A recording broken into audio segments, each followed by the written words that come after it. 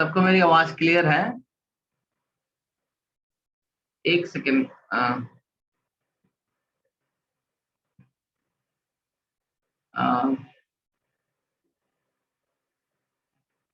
एक मिनट।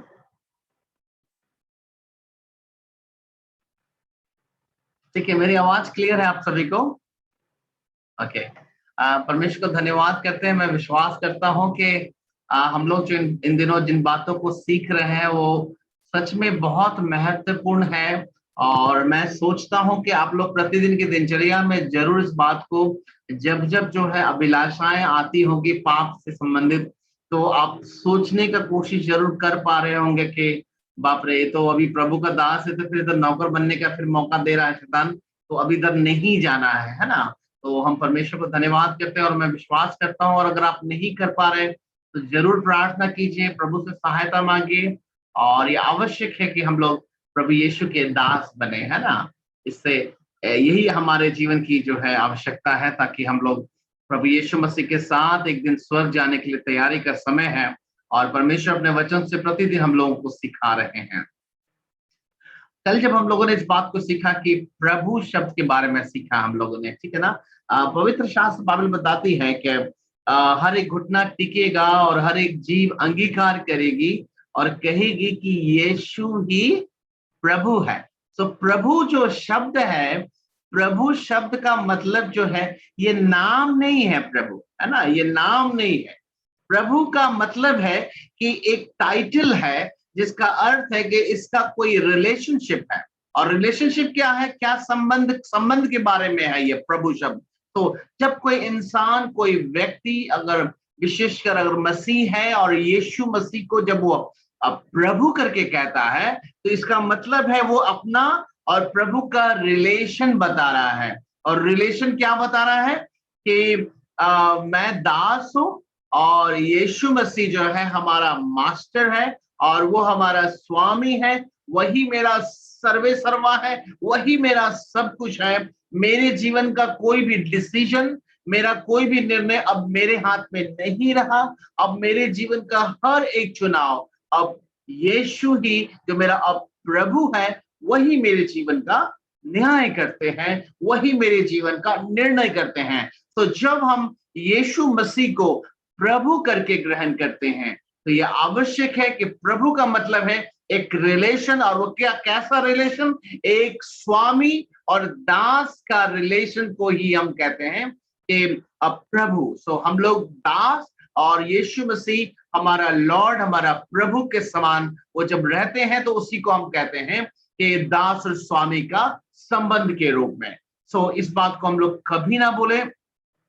और हम लोग वचन में भी इस बात को देखते हैं, अगर आज हम लोग गौर करें, क्योंकि हम लोग कल से इस बात को सीख रहे हैं कि प्रभु शब्द का महत्व के बारे में सीख रहे हैं। सो अब मैं समझता हूं कि अब हम लोग वचन में जाएं और इसको हम लोग गहराई से समझ पाएंगे कि क्या कारण है। देखिए, आप लोग कल इस बात को समझ पाए होंगे कि यीशु मसीह को जो है ईश्वर करके मानना, तो वो ईश्वर है, ये कोई भी मानता है ना। और बहुत सारे लोग जो है ऐसा सोचते हैं कि यीशु मसीह जो है वो ईश्वर है, ऐसा करके विश्वास करते हैं। और तो मेरे प्यारे भाई बहन, इस प्रकार विश्वास को वो यीशु है वो सही है, लेकिन प्रभु करके अंगीकार सब लोग नहीं करते हैं। और हम देखते हैं कि कल हम लोगों ने सीखा कि प्रभु करके अंगीकार करना ही ये सर्वोपरि हमारे जीवन में होना है, आवश्यकता है। तभी हम एक प्रभु यीशु के राज्य में प्रवेश कर सकते हैं। और अब हम देखते हैं कि पौलुस ऐसा क्यों लिखते हैं। अब आप देखिए मेरे साथ वचन में, ताकि आप समझ पाएंगे कि रोमियो उसका 10 अध्याय उसका वचन 9, रोमियो 10 उसका वचन 9। अब आप बेहतर पकड़ पाएंगे कि ऐसा शब्द को, यहाँ पर हम लोग बहुत दिनों से इन शब्द को पढ़ रहे थे, इस प्रकार के वचन को, लेकिन हो सकता है हम लोग ठीक से नहीं समझ पाते होंगे इसका मतलब को। लेकिन हम देखते हैं कि यहाँ पर पौलुस क्या कहते हैं।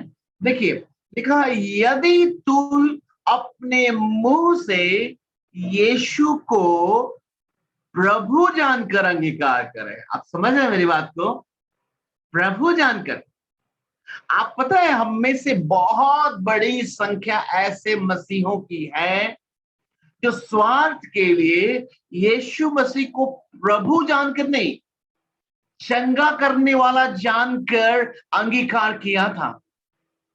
और इसीलिए आप देखेंगे वैसे लोग जो यीशु मसीह के पास चंगाई ही उनके लिए महत्वता थी, वो लोग जब जब चंगाई कम होती चली गई या उनकी इच्छा की बातें कम होती गई, तो वो लोग कमजोर होते चले गए।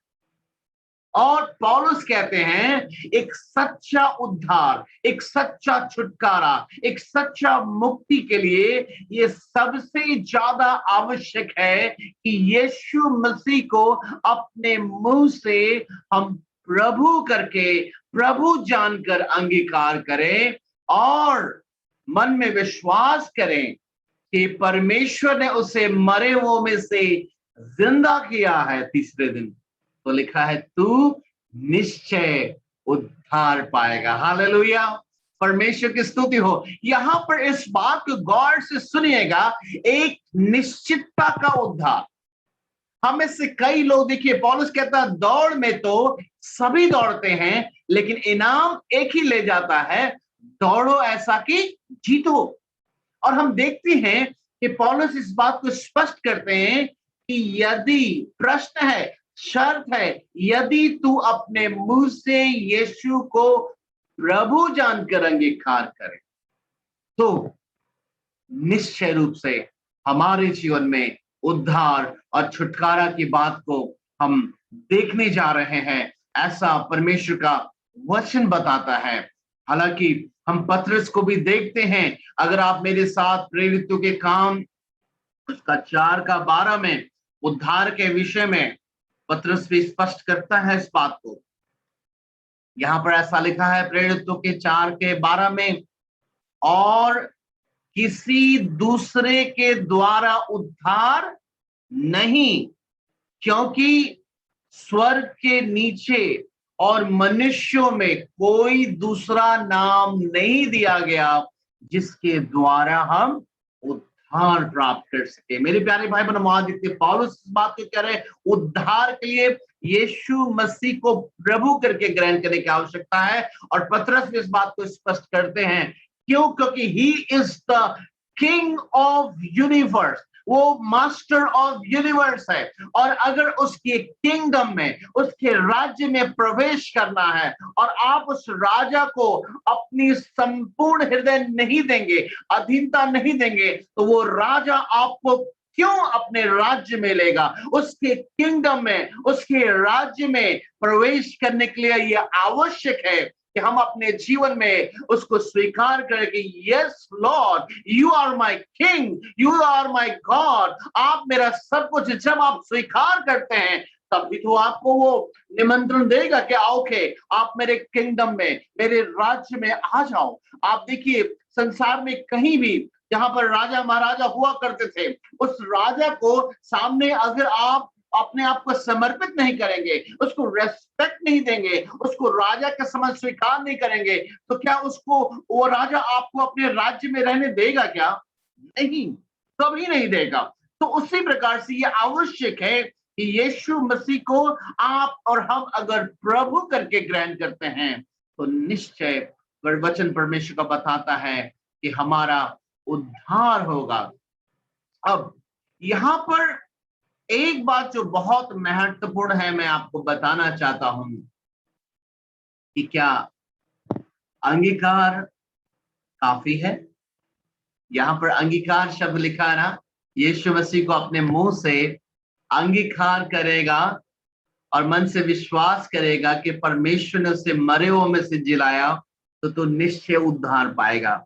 मेरे प्यारे भाई बहन, मैंने अक्सर जब नए विश्वासी, जब लोग हम लोगों के साथ जुड़ते हैं, तो एक स्वाभाविक गुण को मैं देखता हूं उनके जीवन में कि क्योंकि संसार में जब जहां थे वो, तो उनको इसी प्रकार की शिक्षा मिली थी कि नाम को जो है बार बार रिपीट करना है, कोई भी नाम जपना है ना, नाम को जपना।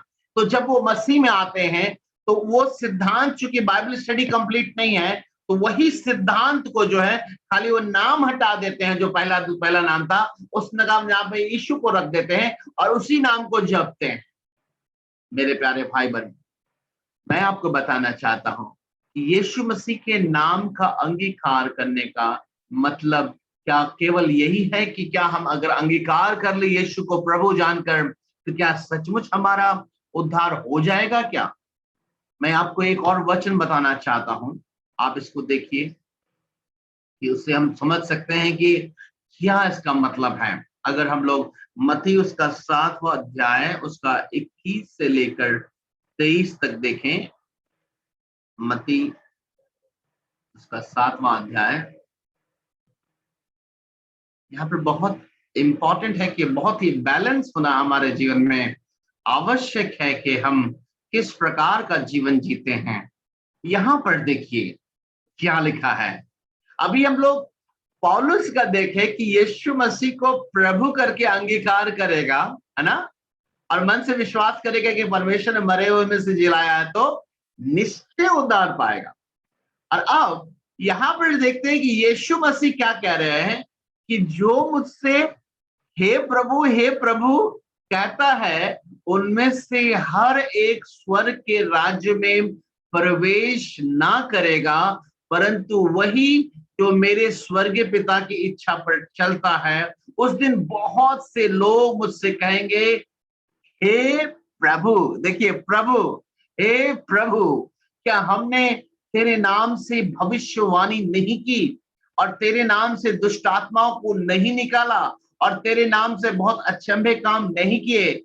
तब आगे कहते हैं यीशु मसीह कि तब मैं उनसे खुलकर कह दूंगा, मैंने तुमको कभी नहीं जाना, एक कुकर्म करने वालों, मेरे पास से चले जाओ।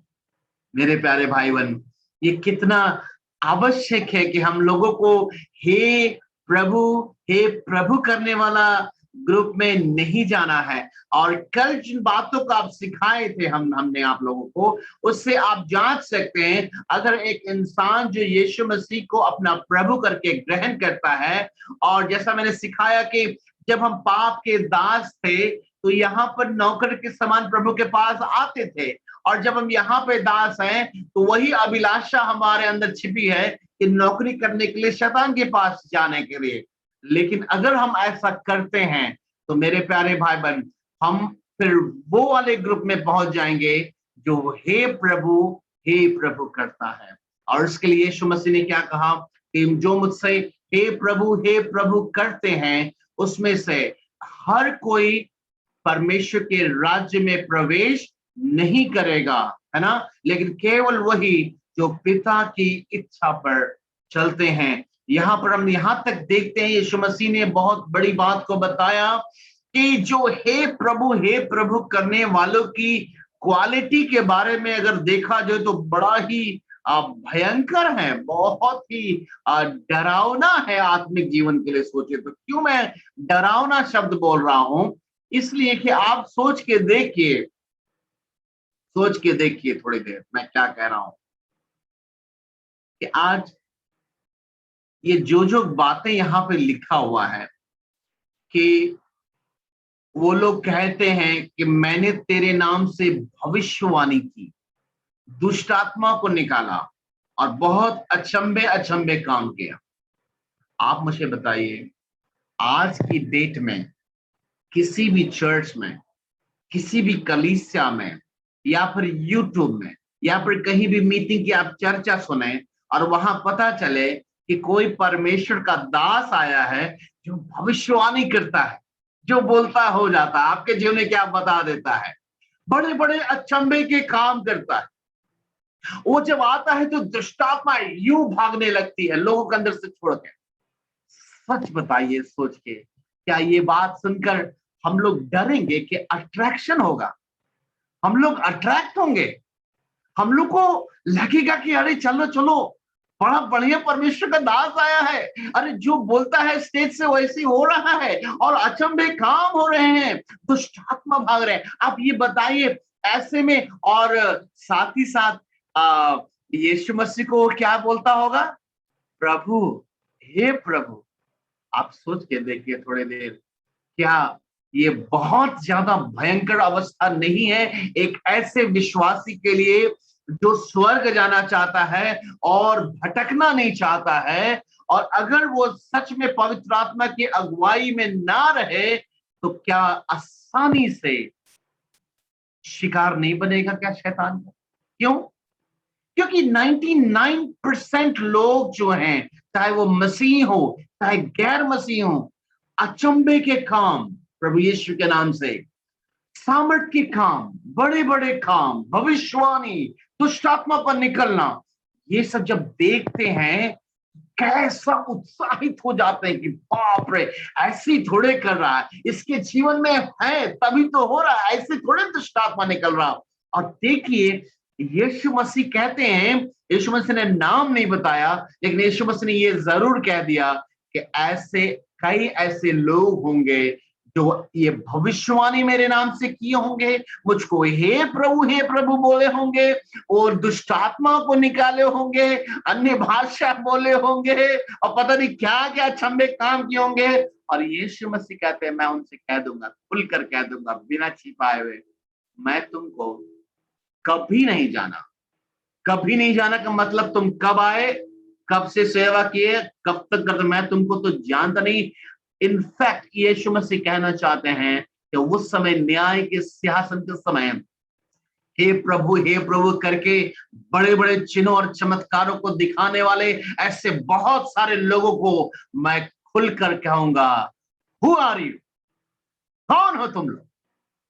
मेरे प्यारे भाई बहन, ये आवश्यक है कि हम लोग हे प्रभु करने वाले बनने के लिए हम इन बातों को नहीं सीख रहे हैं, ध्यान रखिएगा।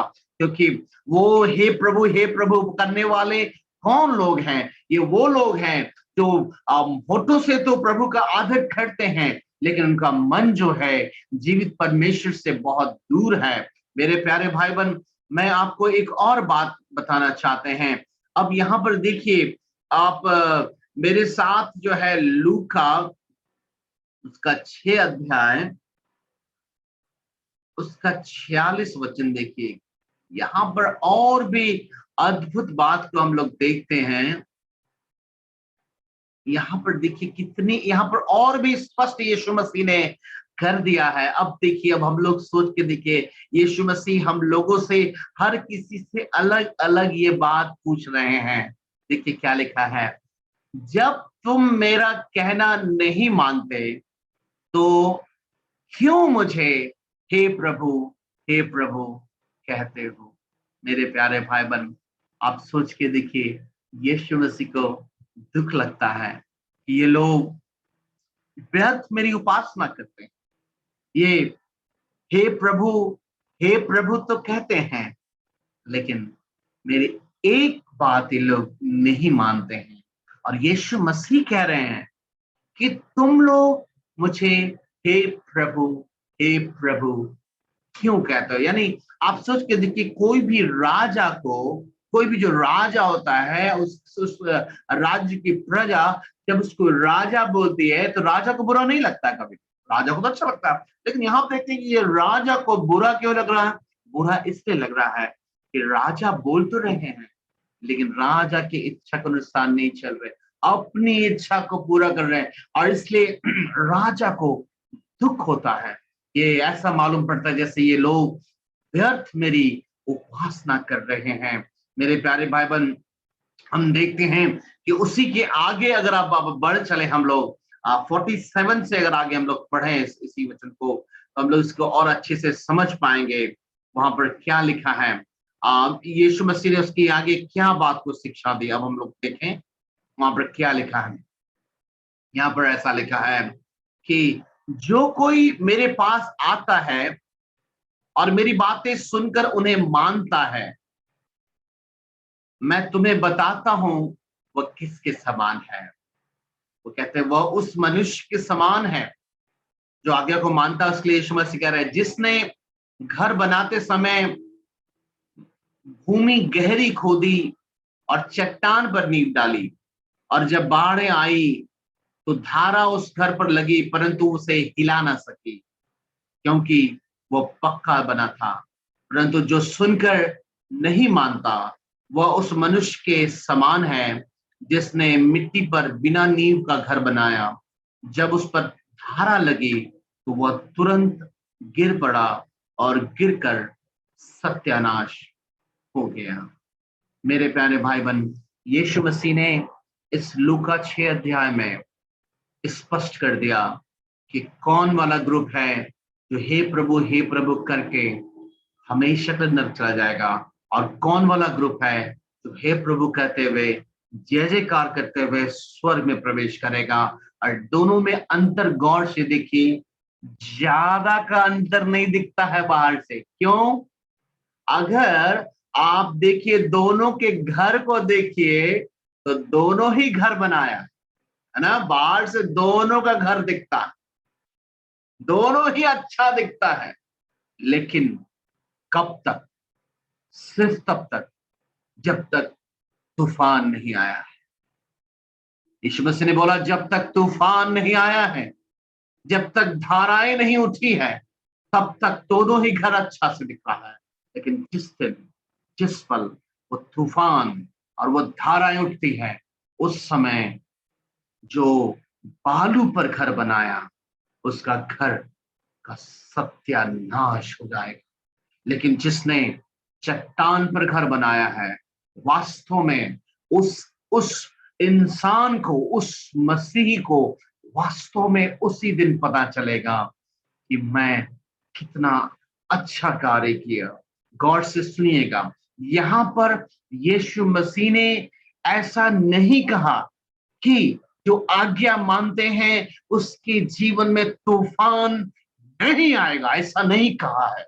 यीशु मसीह ने ये नहीं कहा कि जो बालू पे घर बनाएगा केवल तूफान उसी के जीवन में आएगा, ऐसा भी नहीं कहा। यीशु मसीह कहना चाहते हैं तूफान के लिए तो जो आज्ञा मानते हैं और जो आज्ञा नहीं मानते हैं, दोनों हर समय तैयार रहें। लेकिन याद रखें, जो लोग प्रतिदिन वचन सीख रहे हैं, सिर्फ सीख रहे हैं, मेमोरी में भरते जा रहे हैं, लेकिन चल नहीं रहे हैं, वो अपना आत्मिक घर को कैसा बना रहे हैं? बालू पर बना रहे हैं। अभी तो ठीक दिख रहा है, और जो लोग सुन रहे हैं रोज जिम मीटिंग में, लेकिन संघर्ष कर रहे, नहीं मुझे ये भी चलना है, वो दुख उठा के आगे बढ़ रहे हैं। अभी दूर से तो सब अच्छा दिख रहा है, जूम मीटिंग में गवाही दे रहे, सब अच्छा दिख रहा है, लेकिन मैं आपको बताना चाहता हूं मेरे प्यारे भाई बहन, झूठ नहीं, आप में से कई लोग हो सकता है सब कुछ समझने के बाद भी बालू पर घर बना रहे हैं, और बहुत कम लोग हो सकता हो जो दुख उठाकर, तकलीफ सके, समाज का, घर का, अपने लोगों का, अपने दोस्त यार का, अपने ऑफिस का, पैसे का, हर एक समस्या को सामना करते हुए अपने आत्मिक जीवन को प्रभु यीशु मसीह की अधीनता में चला रहे हैं। हालांकि उनको दिक्कत हो रहा है। क्यों दिक्कत हो रहा है? इसलिए कि जिसने बालू पे घर बनाया है, आप समझ सकते हैं, वो जितना दिन में बालू में घर बनाएगा ना, जितना दिन ये चट्टान काटेगा उतने दिन में बालू वाला घर खड़ा भी हो जाएगा। और हो सकता है बालू वाला घर वाला जो हंसेगा, देखो ये धूप काल में अभी चट्टाने काट रहा है, देखो अभी 3 मंजिला का कितना शानदार फ्लैट बनाया है, बेवकूफ तुम भी बगल में बना लेते, तुम अभी ऐसी कर रह जाओगे तुम। मेरे प्यारो, कठिन होगा। जो आज्ञा मान के चलेंगे उनके लिए बहुत सारी परिस्थितियां आएंगी, लेकिन एक बात जो यीशु मसीह ने गुड न्यूज बताया है वो ये है कि दोनों को एक दिन एक भयानक तूफान का सामना करना पड़ेगा। लेकिन वो भयानक तूफान के सामने जो वचन को तो सीखते हैं लेकिन उस पर चलते नहीं हैं, उनका जीवन वास्तव में बालू पर बनाए गए घर के समान है जो सत्यानाश हो जाएगा। लेकिन जिसने लगातार मेहनत किया, लगातार आंसू बहाया, लगातार कष्ट सहा, दुख सहा, विरोध सहा, परिस्थितियों में भी स्थिर रहा, दुख उठाकर भी प्रभु यीशु के अधीनता में जीवन बिताने का ही चुनाव करता रहा, जिस दिन तूफान आया उस दिन सीन बदल गया। पहले तो ये बालू वाला आराम कर रहा था, अब जब तूफान आएगा तब चट्टान वाला आराम से बैठेगा और बालू वाला के घर सत्यानाश हो जाएगा। मेरे प्यारे भाई बहन, हमने कल तो सीखा है कि यीशु मसीह को प्रभु करके ग्रहण करेंगे तभी उद्धार है।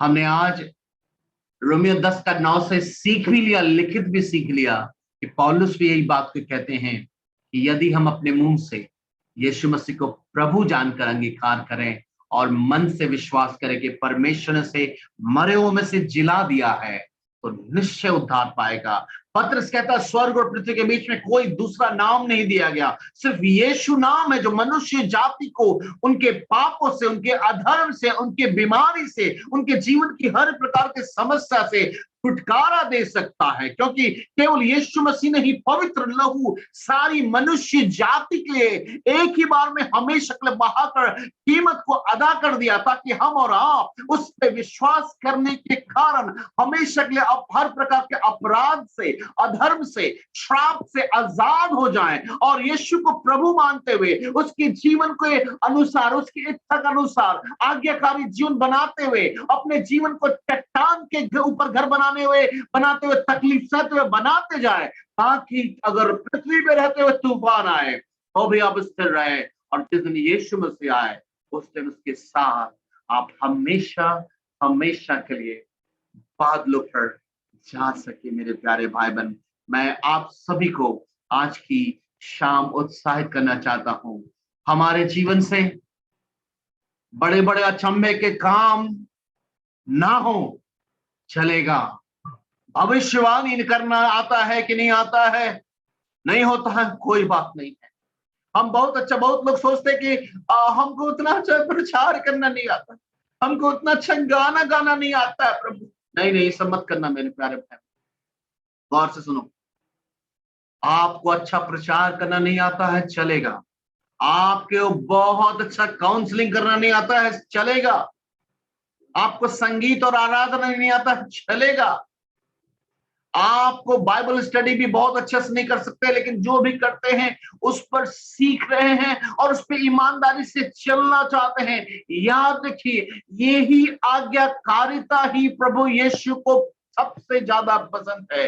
मेरे प्यारे भाई बहन, प्रभु यीशु मसीह हमसे एक बात कहता है कि परमेश्वर सिर्फ हमसे आज्ञा मानने से प्रसन्न होता है, बलिदान चढ़ाने से नहीं। हालांकि संसार में धर्म गुरु पंडित लोग हम लोगों से बलिदान चढ़ा चढ़ा के वास्तव में ईश्वर का नहीं अपना पेट भरते थे, लेकिन मेरे प्यारे भाई बहन, यहाँ जीवित प्रभु के पास जब हम आ गए हैं तो इस बात को याद रखिएगा, प्रभु यीशु कहते हैं मैं बलिदान नहीं, मैं दया चाहता हूं। मैं बलिदान में मैं आज्ञा मानने से प्रसन्न होने वाला परमेश्वर हूं। मेरे प्यारे भाई बहन, हे प्रभु करते हुए हमारी ही कलीसिया के बहुत सारे ऐसे भाई बहन, मैं नाम नहीं लेना चाहता, लेकिन आपको मैं बता दूं, वो हमारे बीच से निकलकर बड़े बड़े काम कर रहे, अचंभे काम कर रहे, लेकिन व्यक्तिगत जीवन में परमेश्वर का भय नहीं है, आज्ञाकारिता नहीं है, गवाही उनकी गंदी है। मेरे प्यारे भाई बहन, संसार तो अचंभे के काम देख रहा है, संसार तो देख रहा है कि कितना अच्छा प्रचार कर रहा है, लेकिन याद रखिएगा यीशु मसीह ने क्या कहा कि जो मुझे हर कोई हे प्रभु करता है, उसमें से सब पिता के राज्य में प्रवेश नहीं करेगा। यीशु मसीह ने समझाया कि मैं तुम्हें समझाता हूं, जो दो मनुष्य हैं, एक मनुष्य जो आज्ञा मानता है वो वैसा है जो चट्टान पर घर बनाया है, और जो आज्ञा नहीं मानता, रोज सीखता है, रोज नया नया चीज सीखता है, डायरी में नोट करता है, लेकिन चलता नहीं है, दोनों के जीवन में प्रभु कहता है एक दिन तूफान आएगा, एक भयंकर तूफान आएगा। उस दिन बालू वाला घर का सत्यानाश हो जाएगा। मेरे प्यारे भाई बहन, मैं आप लोगों के बीच में मैं नाम नहीं लेना चाहता, लेकिन आप में से कई लोग कई बार इस भयानक सत्यानाश से आप लोग बच चुके हैं, बालू पर घर बनाने की आदतों की वजह से। मैं आज फिर से आप लोगों का नाम नहीं ले रहा हूं, बस आप लोगों को मैं यीशु मसीह में चेतावनी देना चाहता हूं। हो सकता है अगला तूफान पिछला से अगर बड़ा आया तो सत्यानाश हो जाएगा मेरे प्यारे भाई बहन। इसलिए आज मौका है, पवित्र शास्त्र बाइबल बताती है, जवान अपने जवानी के दिनों में आनंदित रहो और मगन रहो और अपनी मनमानी करो, लेकिन एक बात याद रखना, जो कुछ दुख करता है उसका एक दिन मैं यहोवा तेरा न्याय करूंगा। आइए हम लोग अपने सरों को झुकाएं, प्रार्थना में जाएं, और जब हम यीशु पिता को प्रभु कहते हैं, अपने अपने हृदय से सच्चाई से पूछ लें, हम कौन वाले हैं? बालू पर जो आज्ञा नहीं मानता, सिर्फ वचन सीखता है, या फिर चट्टान वाला जो हर कीमत को चुका कर भी वो चाहता है अपने पिता के राज्य में प्रवेश करना, और वो अपने पिता की ही खुशी के लिए सब कुछ जीना चाहता है? कौन वाला? आइए हम लोग प्रार्थना में